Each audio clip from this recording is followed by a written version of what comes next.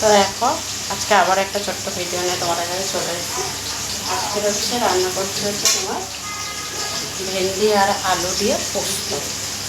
এখানে দেখো ভেন্ডিটা ভালো করে ধুয়ে পরিষ্কার করে নিয়ে কেটে তারপরে নুন হলুদ দিয়ে একটু একটু বলতে মানে এমনভাবে ভেজেছি, এখন তুমি খেতে পারবে এমনভাবেই ভেজে নিয়েছি। তুলে নিয়েছি আর এদিকে কড়াতে যে তেলটা ছিল তাতে আলু ভাজার ছোটো একটু বড় বড় আলু কেটে নিয়েছি, বেশ লাল লাল করে ভাজা হয়ে গেছে।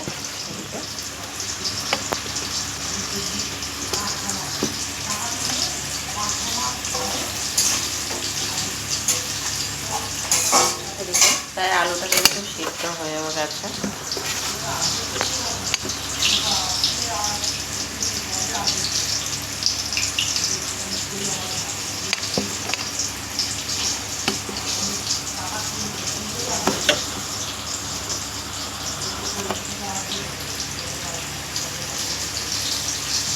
এবারে এটা দেবো দেখো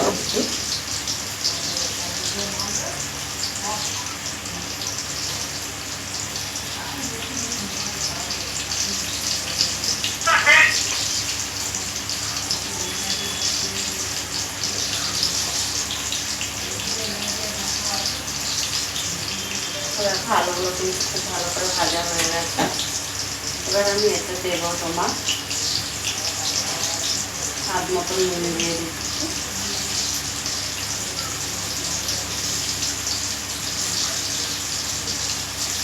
হলুদের গুঁড়ো দিলাম পরিমাণ মতন, লঙ্কার গুঁড়ো দিলাম,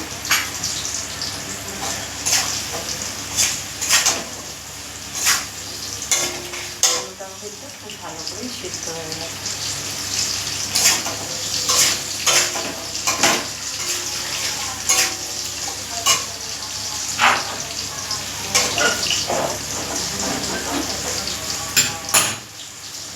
তো এবারে আমি পোস্তটা দিয়ে দিচ্ছি।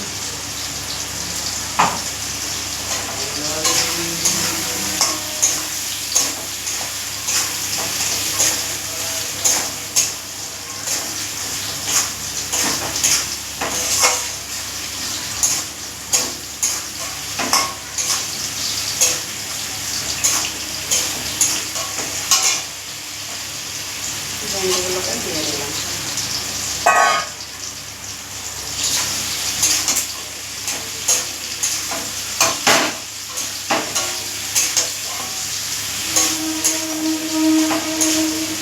পোস্ত কিন্তু খুব বেশি জাল দিতে হয় না, পোস্ত খুব বেশি কষাতে লাগে না, পোস্তর যে গন্ধটা তাহলে চলে যায়, খুব বেশি তেলের মধ্যে দিয়ে ভাজা হয় গন্ধটা না বেরিয়ে যায়।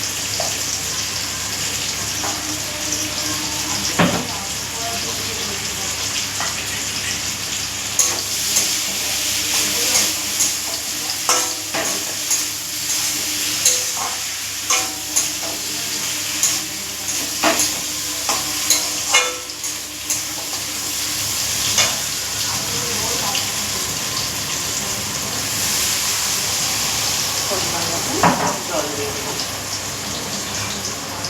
ভেন্ডি আলু দুটোই কিন্তু সিদ্ধ হয়ে গেছে, যার ফলে খুব বেশি সময় রান্নাটা করতে হবে না, একটু ফুটে উঠলে নামিয়ে নেওয়া যাবে।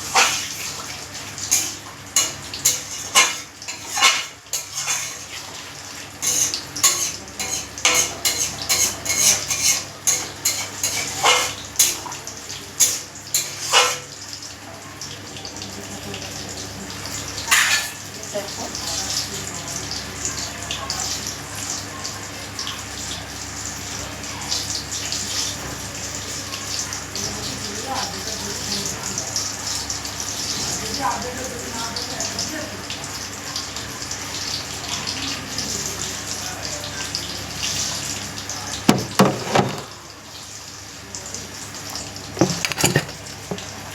ভেন্ডিটা কিছু না, এবার একটু ফুটে উঠবে, বেশ কিছু সময় ফুটে উঠলে পরে তারপরে নামিয়ে নেব।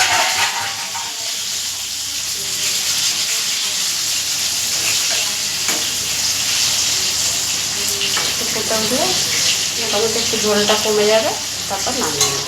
আর আলু ভেন্ডি দুটোই কিন্তু সিদ্ধ হয়ে গেছে, এমন না যে আমাকে অনেক সময় ধরে রান্না করে ভেন্ডি আলু সিদ্ধ করাতে হবে। তো চলো বন্ধুরা, ভিডিওটা ভালো লাগলে লাইক কমেন্ট শেয়ার করে দিও। আবার চলে আসবো ছোট্ট একটা ভিডিও নিয়ে পরে। তত সময়ের জন্য সবাইকে টাটা। খুব ভালো থাকবে, সুস্থ থাকবে সবাই।